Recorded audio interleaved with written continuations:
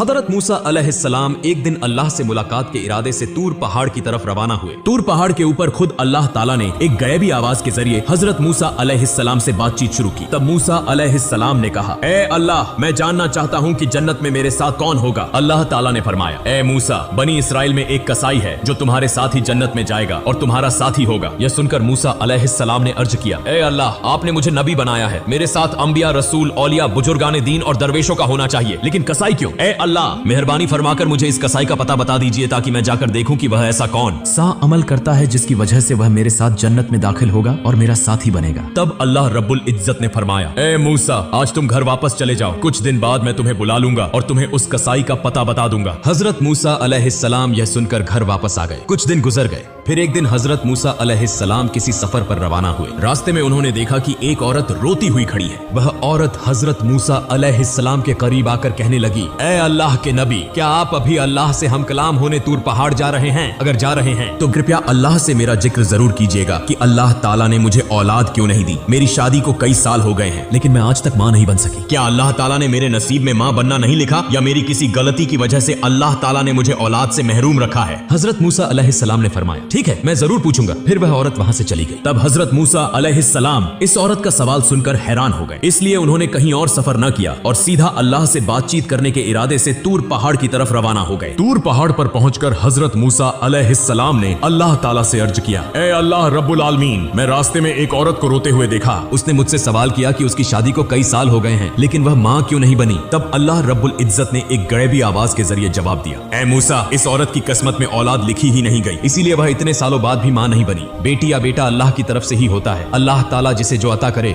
वही उसे नसीब होता है। यह सुनकर हजरत मूसा अलैहिस्सलाम वापस घर रवाना हुए। रास्ते में उन्हें वह औरत याद आई तो वह सीधा उसके घर चले गए। औरत हजरत मूसा अलैहिस्सलाम को देखकर हैरान हुई और पूछने लगी, ए अल्लाह के नबी, क्या आपने अल्लाह ताला से मेरे सवाल का जवाब मालूम कर लिया? हजरत मूसा अलैहिस्सलाम ने फरमाया, हाँ, मैं जान चुका हूँ। अल्लाह ताला ने फरमाया है कि तुम्हारी किस्मत में औलाद लिखी ही नहीं गई, इसीलिए तुम कभी मां नहीं बन सकोगी। यह सुनकर औरत की आंखें आंसुओं से भर गईं और वह झारो कतार रोने लगी। हजरत मूसा अलैहिस्सलाम वहां से चले आए। चंद दिनों बाद एक बुजुर्ग फकीर उस औरत के घर आया और कहने लगा, क्या घर में कोई मौजूद है? मैं एक फकीर हूँ, कई दिनों से भूखा हूँ, बराए करम अल्लाह के वास्ते मुझे कुछ खाने को दे दो, बेशक अल्लाह ताला तुम्हारी नियत पूरी करेगा। फिर उस औरत ने फकीर की बात सुनकर उसे अपने घर आने दिया और उसे 4 रोटियां खाने के लिए दी। इसके बाद औरत ने कहा, आप तो अल्लाह के बंदे हैं, बराए करम अल्लाह ताला से मेरे लिए दुआ करें कि वह मुझे औलाद अता करे। फकीर ने रोटियां खाने के बाद दुआ की और वहां से चला गया। यह वाकया गुजरे कुछ साल हो गए। एक दिन हजरत मूसा अलैहिस्सलाम दोबारा कहीं सफर कर रहे थे। जब वह उस औरत के घर के करीब से गुजरे तो उन्हें वह याद आ गई। तब हजरत मूसा अलैहिस्सलाम उसके घर के करीब गए और देखा कि वह औरत एक छोटे से बच्चे